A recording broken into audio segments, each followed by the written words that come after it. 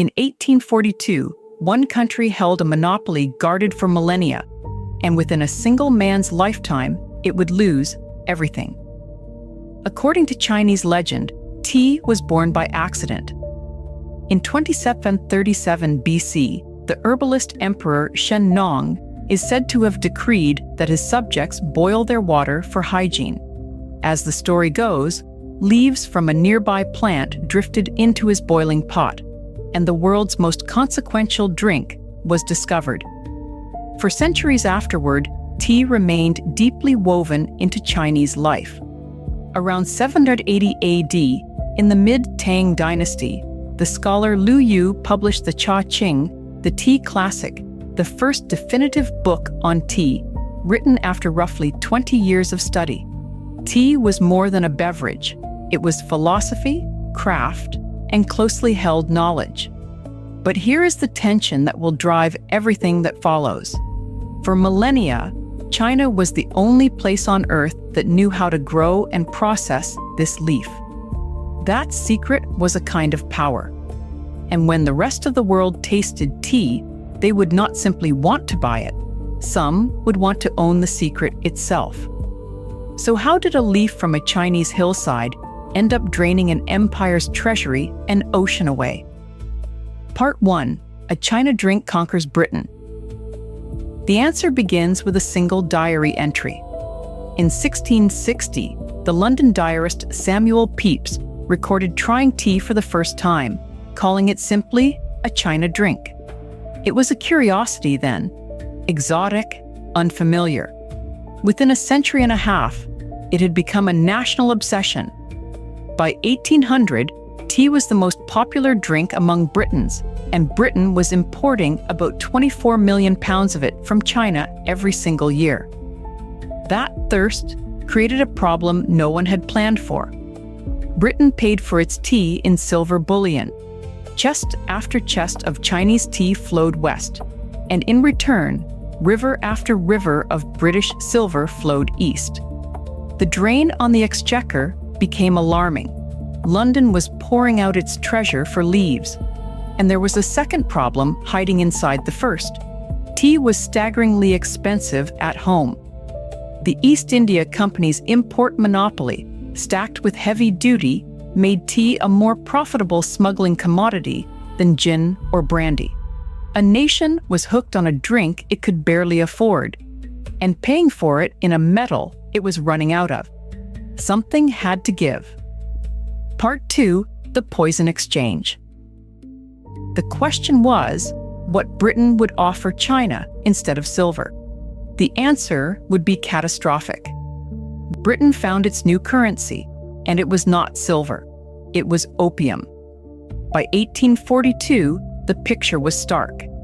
China was the world's only producer of tea, and Britain was the world's largest opium dealer.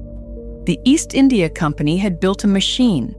It ran opium grown in India down to the port of Canton, and it carried tea back home. Silver stayed in London. The addiction stayed in China. The human cost of this trade fell on Chinese communities, and Qing officials did not stay silent. In 1839, Commissioner Lin Zexu took direct action. He wrote personally to Queen Victoria, demanding that the opium trade stop. Then he seized the opium and destroyed it. It was an act of principle against an empire built on the trade. But the response was not diplomacy, it was war. And when the fighting ended, the terms imposed on China would be crushing. Under the Treaty of Nanking, the Qing government was obliged to pay Britain 6 million silver dollars. As compensation for the very opium China had destroyed to protect its own people. Punished for resisting a poison. Part 3.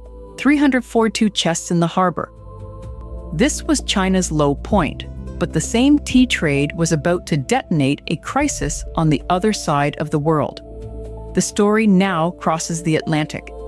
The East India Company's grip on tea did not only strain China, it enraged Britain's own colonists in America.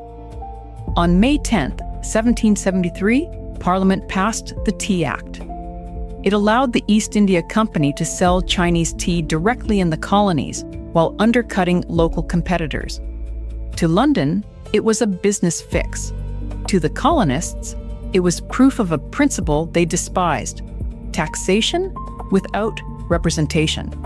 The anger boiled over on the night of December 16, 1773.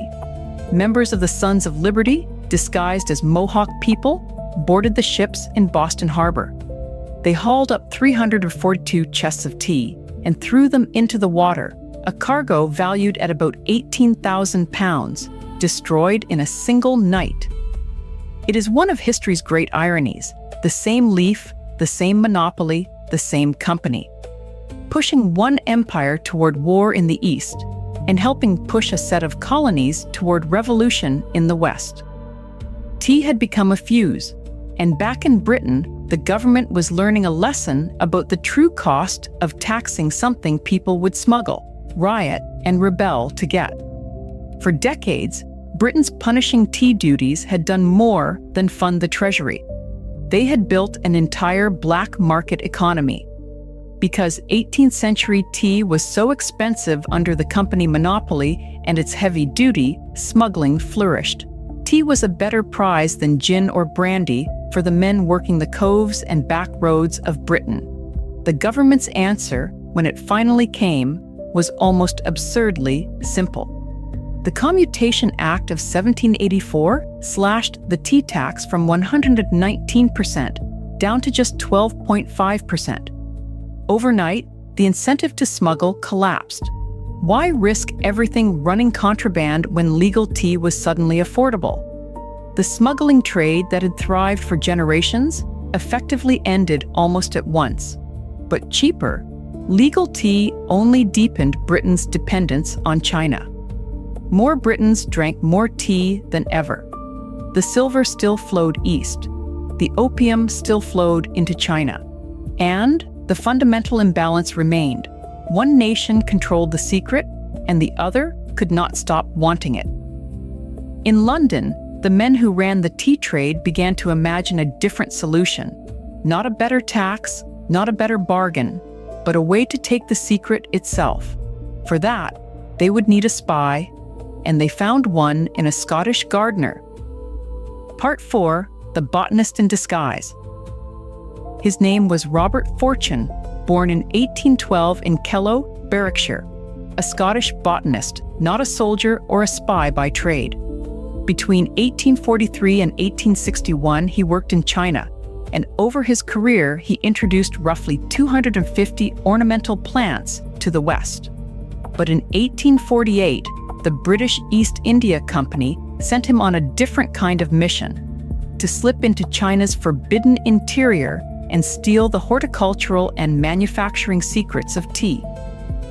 The author Sarah Rose calls it the greatest single act of corporate espionage in history. The reward matched the risk. Fortune was offered £500 a year, 5 times his existing salary, plus commercial rights to the plants he acquired. To reach the restricted tea regions, including the Wuyi Hills, he disguised himself as a Chinese merchant. He shaved his head, wore a false queue and Mandarin robes, and traveled where no European was allowed to go. His first attempts nearly failed. An early batch of cuttings died in transit.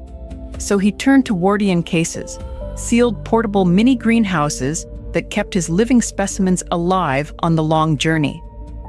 By the end of 1848, he had gathered around 20,000 tea plants and seedlings for dispatch. One account puts his haul at 13,000 plants and 10,000 seeds. And crucially, he did not only take plants, he recruited skilled Chinese tea workers to teach cultivation in India. He was carrying away not just a crop, but the knowledge of how to make it.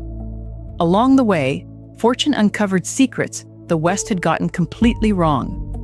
Fortune's journey revealed truths that reshaped how the world understood tea. He discovered that Chinese producers were coloring green tea during manufacture with Prussian blue and gypsum, a pigment added artificially not a natural quality of the leaf. And he helped confirm something Europeans had refused to believe, that green tea and black tea come from the very same plant, not from two different species. The difference was in the processing, not the botany. But the deeper consequence was economic and historical. By breaking China's monopoly, Fortune handed Britain the means to grow tea in its own Indian territory, using stolen plants and Chinese expertise. The result was swift and staggering. Within Fortune's own lifetime, India surpassed China as the world's largest tea grower. The combined weight of this theft and the unequal treaties of the Opium Wars so damaged China's tea economy that it would take roughly 170 years for China to reclaim its status as the world's biggest tea exporter. Fortune's espionage is credited with helping usher in what China remembers as its century of humiliation. It began as a legend about an emperor and a leaf drifting into boiling water.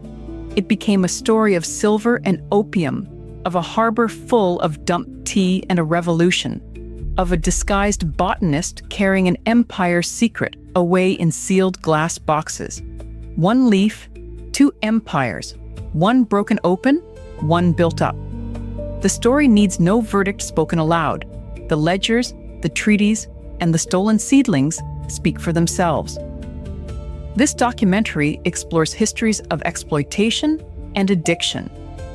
If the themes of substance dependence here affect you or someone you know, confidential help is available. Please reach out to a local health service or a substance use support line in your country.